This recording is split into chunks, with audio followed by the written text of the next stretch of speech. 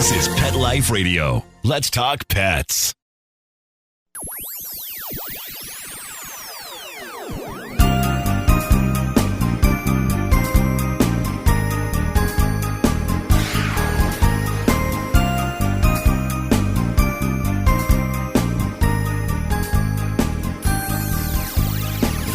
Hello and welcome to Paranormal Pets. My name is Brandy Stark, and we are here today with Ellie Laks, who is the founder of the Gentle Barn Foundation. And she was on our show a little while ago, but she's got some new material.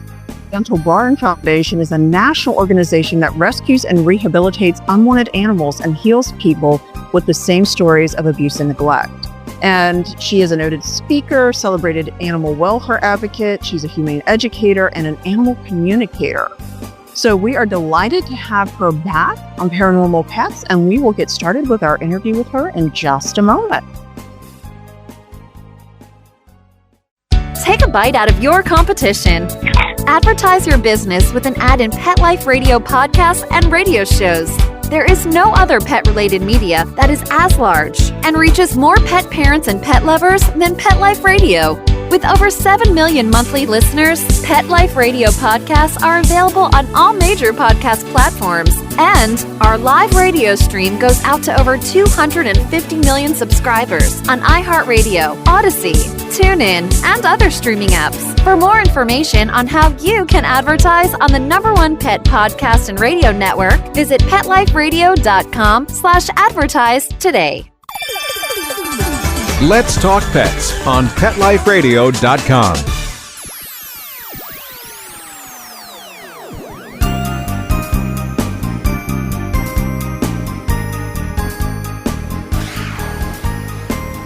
And welcome back. Ellie Laks founded the Gentle Barn in 1999, also invented her own gentle healing method that allows old, sick, injured, and terrified animals to fully recover. She is also the creator of the cow hug therapy and has hosted hundreds of thousands of people who have come to the Gentle Barn. And we're really excited because she has a new book out, and we'll kind of get to that. But welcome to the show, Ellie. First, let me say hello to you. Hello. Thank you for having me. We are delighted to have you back, and I'm kind of excited to learn more about cows. I don't have any cattle. It's the one animal I don't have. But I am a fan of what's called Farm Talk on TikTok. And so I follow several of the channels that are farms that have a variety of animals, and cattle are one of them. And so hopefully today we can dispel some of the myths about cattle, talk about some of their personalities and their abilities. And believe it or not, this does tie into the paranormal because according to ancient Roman lore, herding animals could sense the supernatural. And so that included goats, sheep, and cattle. So they were ghost sensors. So it's kind of cool. But let me just start off with some basics. Do animals feel what their owners feel? I mean, we're talking about empathy. How does that work? Do animals feel what their owners feel? 100,000%. They absolutely do. Animals are extremely intuitive and empathic, and they know what we're going through. They can feel what we're feeling. They want good things for us. They worry about us sometimes. I'll give you just a little example. This was years ago, but I was having a really, really busy day. I was stressed. I had 200 balls in the air that I was juggling. I had meetings. My phone wouldn't stop ringing. I ran into the house to get something very, very quickly. And I walked really quickly past my dog, and she followed me and was looking up at me saying, "Hey, hold me." And I looked back down at her and said, I don't have time. And she kept following me, and she kept asking me to hold her. And I kept saying, I'm sorry, I'm in a hurry. I'm going to have to hold you later. And she wouldn't stop getting in my way and trying to stop me. So I looked down at her and I said, you need me to hold you, don't you? And she looked up at me and she said, no, you need to hold me. And I all of a sudden realized it was me that was stressed out, and it was her trying to de-escalate me and regulate me. And I realized the wisdom of her eyes, and I stopped what I was doing. I reached down and picked her up and I held her. I took deep breaths in and out. I completely relaxed. I got back into my body, back into present time, back down to center. Oh, and I felt so much better. And then she said, okay, that's all that you needed. And she asked to be put down. And I said a huge thank you to her. I really needed her and didn't even realize it. And similarly, I had an animal communication reading one time for a client who kept saying, as she said in the notes, she said, my dog is very anxious, please talk to her. And when I talked to this dog, she kept showing me shaking and trembling and looking at her mom and getting her mom to pay attention to her. And her mom was saying, oh yeah, my dog is so nervous. She needs me to hold her all the time. But when I talked to the dog was like, no. She has it completely backwards. I'm not anxious and I don't need attention. My mom is stressed out of her mind. She is not grounded. She has a short temper. She is not handling her life well. I'm trying to get her to focus on me so that I can help her breathe and regulate. She said, when I tremble and look at my mom, tell my mom it's not about me, it's about her. So yes, our animals absolutely can see us better than we can see ourselves most times. It's quite true. I know right now I am preparing for an art show here in St. Pete called Valentine. I have been stressed because not only am I dealing with the show, but I've been dealing with some mean girl artists. I mean, you wouldn't think that would happen, but here we are. And, I've been dealing with my mom's health as well. And, there are times where these pugs, they all cuddle up around me and they just breathe and they're so sweet and soft. And you're just like, okay, and take a step back and it's restful. It's really nice. Although I do have one pug, Mia Cholamis, who unfortunately, if I get stressed, he gets naughty. So I guess that's his way of trying to distract me, even though it makes me more stressed. But he's trying, and I know that. Yeah. Now, you wrote Cow Hug Therapy. So what inspired you to write this? So we're kind of moving from domestic pets to perhaps more agrarian pets, but tell me about this. Well, I mean, just like we were talking about before, animals really are very intuitive and know what we're going through. And if we think our dogs and cats are empathic, wait until you meet a cow. They are some of the most intuitive, grounded, centered, loving, nurturing, healing animals on the face of the earth. And people just don't understand what they're capable of and who they are. And I founded the Gentle Barn 26 years ago. So for the last 26 years, I've had a front row seat to who these cows really are. And I have seen some extraordinary things. So many things, in fact, that I had to write a book about it. And we were talking about before how animals can sense what we're going through. Yep, you're quite correct. I was going to say your book describes watching children and adults who have suffered tremendous loss leaning against the cows. And they appear to, and I love this, they appear to melt in relief, right? So can you tell us a little more about that? And I do wonder, by the way, if it's in part because cattle are herding animals. And so I think with that herding empathy between the cattle, between each other, between their offsprings, and then perhaps that extends if they consider the humans part of their herd. But can you tell us a little more about that healing property, some of the stories?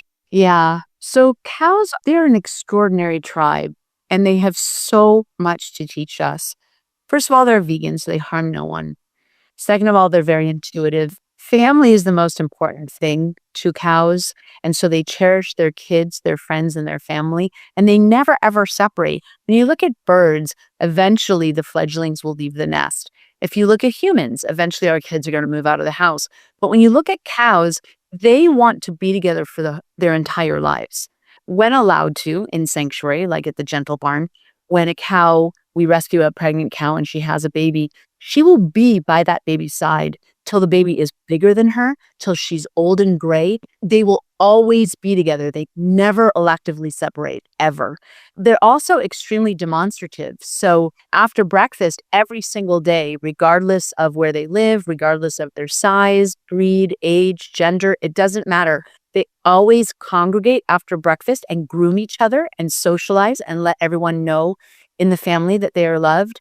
And then afterwards, they always lay down and meditate together. Cows meditate every single solitary day to connect to their higher self, but also connect to each other. So they're extraordinary animals. They're 100% inclusive, very loving and nurturing. They're an extraordinary family. And the way that they raise their babies and celebrate birth, the way that they say goodbye to their loved ones and celebrate death, they have a lot to teach us. And I filled a whole book about it. But I will tell you, one of my favorite stories which really illustrates what we started talking about, which is that our animals know what we're going through. So 26 years ago, my very first cow wrapped me in a hug with her neck and held me. That's when cow hug therapy was born. I realized that these cows are not only adorable, but very capable to heal us and to sense what we're going through. And so I opened the Gentle Barn, and we opened the Gentle Barn up to visitors from around the world that are suffering from depression, anxiety, grief, and trauma to come heal in these cow hug therapy sessions. And the cows are always fantastic, and they always avail themselves to our guests. But one particular time, we had a woman that had lost a child to SIDS. And she was, of course, completely hopeless and despondent, and no therapy, no amount of therapy or treatments or all the things that she was doing, nothing could make her move forward. She was absolutely stuck and didn't want to live. And she came to the Gentle Barn for a cow hug therapy. And I brought her into our matriarch cow, who had also, before coming to the Gentle Barn, lost children. So I thought that they were a good match. Our cow's name was Karma, and I showed this woman how to sit down next to Karma and lean her back against Karma's shoulder. And Karma immediately closed her eyes and started meditating, exuding extraordinary energy to this woman. But what happened next took my breath away. It was as if all of the cows knew what this woman was going through. And Karma was already working on this woman, but then the next cow came and sat next to Karma and started meditating, and then the next one, and the next one, and the next one, until every single solitary cow had formed a circle around this woman. And they all had their eyes closed, and they were all meditating, and they were like doing energy healing on this woman. There's no other way to describe it. They stayed in a circle around this woman for 45 minutes. Nobody moved. And 45 minutes later, the woman opened her eyes, and she started telling stories about her son. And we laughed and we cried, and we formed a circle around this woman, absorbing all of her grief, witnessing her, holding space for healing. And after more than an hour, I walked her out. She gave me a big hug. And 3 weeks later, her mom called me and told me that those cows saved that woman's life. That because of that cow hug therapy session, she was able to find hope and strength. And she is now finally, at long last, able to move forward, and she's choosing to live. Those cows knew that that was a grieving mom. They knew what to do to help her. How can I explain it? I can't. I just know that it is. And it happens every day here at the Gentle Barn. That is incredible. I would imagine, I guess the empathy kind of transcends species. The idea of cattle having lost children, as this woman lost her own child, that kind of grief, I guess, is something that can be shared and understood. And that's really pretty interesting, that the gentleness of these animals and the understanding was so receptive and they were able to help her is incredible. That is really, really cool. Now, I do want us to continue with our talk. We just have to take a quick little commercial break, and we will be back to hear some more cattle stories. So hang tight. We'll be right back after this. Now, time for something really scary. A word from our sponsors. Paranormal Pets will reappear before you can say Bigfoot. Don't run away. Real people, real stories. Our little dog developed this lymph problem. The chemotherapy lasted for 6 months, started developing more lymph nodes. So I thought I'd just try carnivore. The lymph nodes started to go down. Then I took him into the vet to have him checked out, and there was no signs at all inside. My cat had issues that developed in his eye, and 3 months later, my veterinarian said, let's go ahead and remove the eye. I heard the carnivore on advertising, so I said, you know what? I'm going to order this product. They did the procedure, they did all the tests, and they said, I don't know what you did. This product saved his eye. I've got a Labrador. She could hardly lift herself up off the floor. The treatment was chemotherapy. That's when I said, this could be the ticket. About 3 weeks, you could tell she was very alert. She was going on a 5-mile walk. She is just like prime again. Call 866-836-8735. That's 866-836-8735. Or visit carnivore.com. That's carnivora.com. Use promo code PETLIFE at checkout for 15% off your order at carnivora.com. Let's Talk Pets. Let's Talk Pets. On Pet Life Radio. Pet Life Radio. PetLifeRadio.com. Did you hear that? Our commercials have mysteriously disappeared. Paranormal Pets is back with our haunted host, our ghost host, Brandy Stark. Okay, so we've got some really cool things going on here. And you talked about the mother and the cattle. What about cow relationships that you've learned about while bringing so many rescue cows together that might surprise people who are unfamiliar with cattle? I know, and I've always kind of pointed this out, that food animals don't get the same respect as pets, which is kind of interesting. I personally just started teaching a humanities class again, and humanities is all about human expression. So one of the first things that I brought up was, what is the difference between killing and murder, and how do we, channel that through? And then, kind of the conversation evolves with the students. Well, there's this, then, do you murder a dog? Do you murder a cow? I mean, how does this work? And I think it's really interesting that food source animals, as I mentioned, don't always get that same respect. I think people, now that we are so urbanized, number one, they probably don't have any few interactions in order to understand. And then number two, I think we always kind of take a step back, right? We disengage with food source animals. So I think it's really awesome that you're bringing together rescue cattle. Tell us about their relationships. I mean, tell us how they interact once they come together. Yeah, like I said, they have so much to teach us.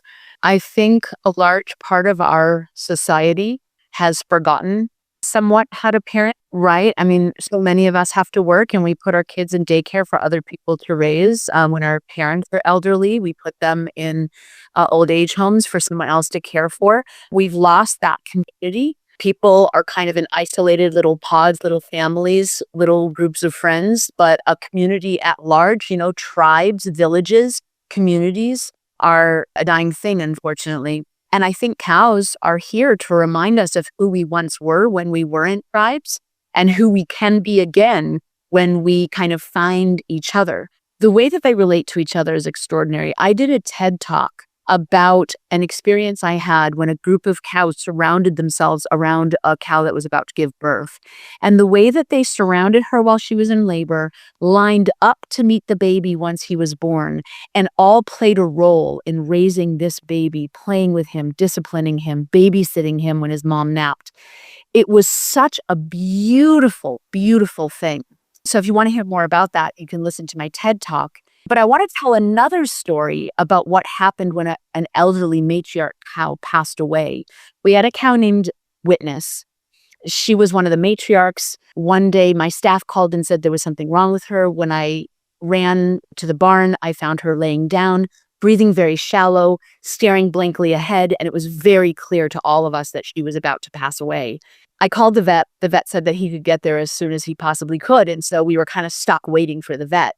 In the meantime, that beautiful cow family literally did the same thing that they did for that grieving mother. They formed a circle around Witness. And once everybody was in place of the circle, the lead matriarch stepped forward, rested her head on Witness's back, closed her eyes, and said her farewells. And then she stepped back into the circle, and the next one did it, and the next one, and the next one, and the next one, until every single solitary cow had their own special time to say goodbye to Witness. And then the vet arrived, and all the cows went off to eat while I held Witness in my lap and helped her out of her body. Their humanity, their empathy, their love, their support for one another is absolutely unfounded. And it's incredible that they love each other so much. They want to be together for their whole lives. They protect each other. They groom each other. They meditate together. They raise their babies. They say goodbye to their loved ones. And in the real world, all we're doing is ripping them apart. And if you can think about how much pain that causes these beautiful, beautiful animals. Right, sure. It's been interesting. In part, just as I said, watching Farm Talk, there's a lady that has a herd of cattle, and I was surprised to find out that, there's usually a babysitter, that the cows will share the raising of the children, that there are multiple generations that she has. And of course, they're all together. I was just amazed. And in fact, at one point, this lady's in Tennessee and they had bad weather. So they put all the cattle into the barn, get them out of the ice. And then kind of when it was time to put everybody back, it was funny because all of the mothers, were marching in there. They were very excited for the pasture. And then at the end, this herd of babies with one matron cow, they come out together. And she's like, so you're the babysitter. But it was really, really cool to see, kind of like a daycare, where you have almost a preschool teacher bringing all of these, cattle out to play, these little calves. It was really incredible, and it was babysitter cattle. Babysitter cow also helped to kind of herd the little ones into the gate properly, get them into the pasture. I mean, it was really amazing to see.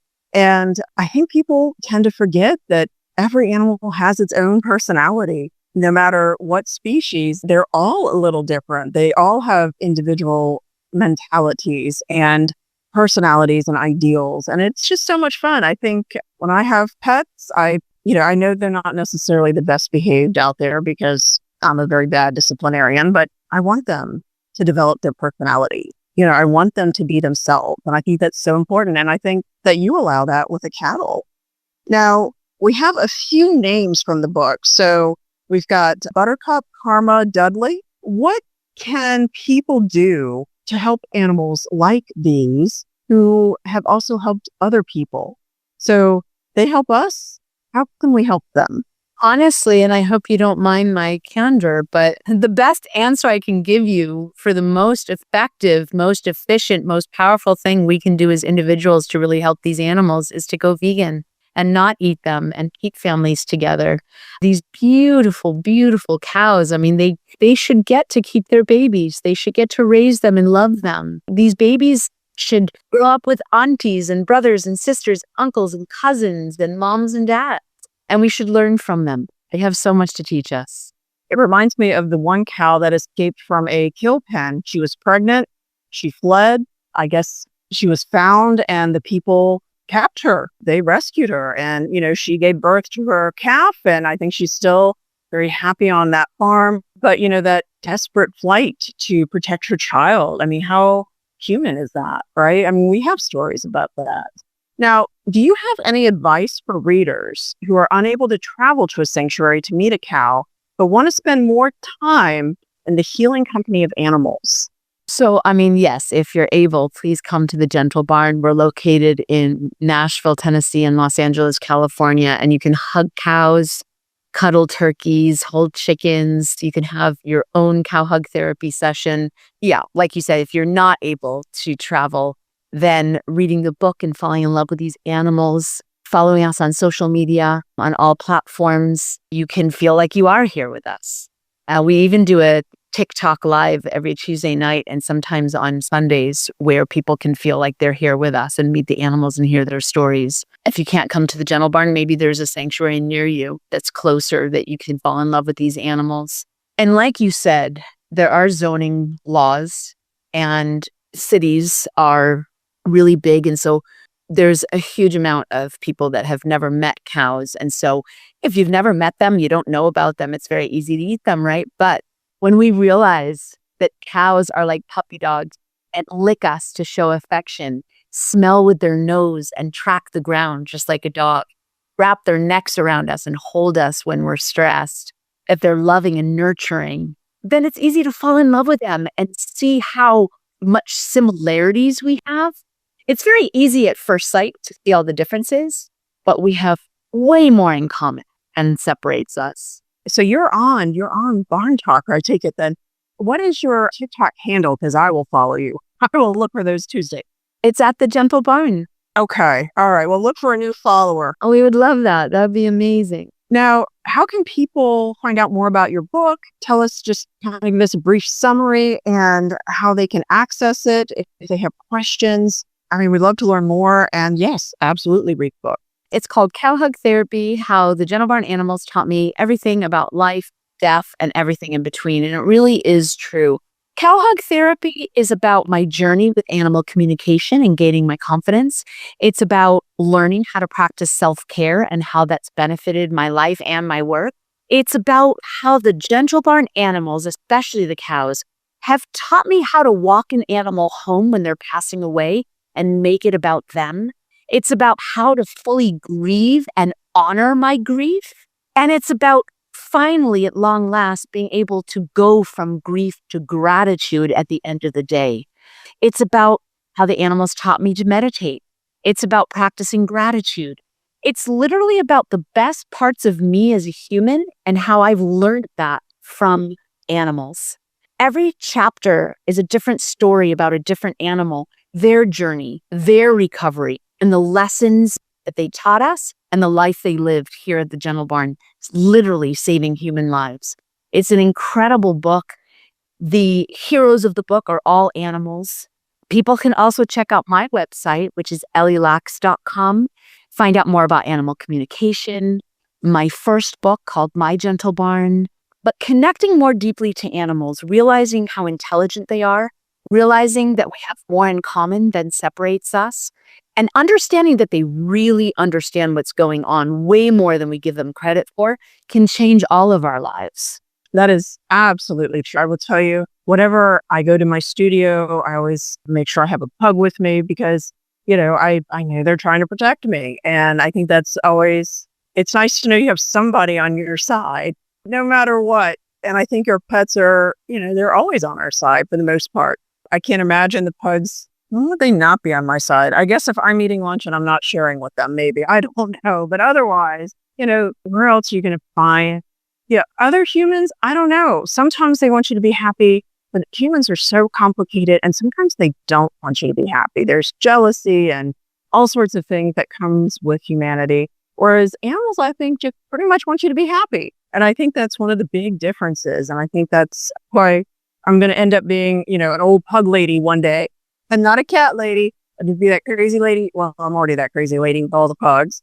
But there is a certain level of trust and comfort, right? So I want to thank you so much for being on with us again. Tell us your website one more time. So my website is ellielaks.com and gentlebarn.org. And you can find both of us on all social media platforms. They can find your books in bookstores, Amazon. Oh, my book is available on Amazon, Audible, and you can get a signed copy at gentlebarn.org. Oh, sweet. Excellent. Well, please keep up the good work. Hopefully, people will start to realize a little bit more about animal consciousness, which is one thing that I'm trying to do with this podcast, and just how beautiful and wonderful. I mean, we're talking to folks that get us, but, keep trying to reach out and get more people and keep spreading that word.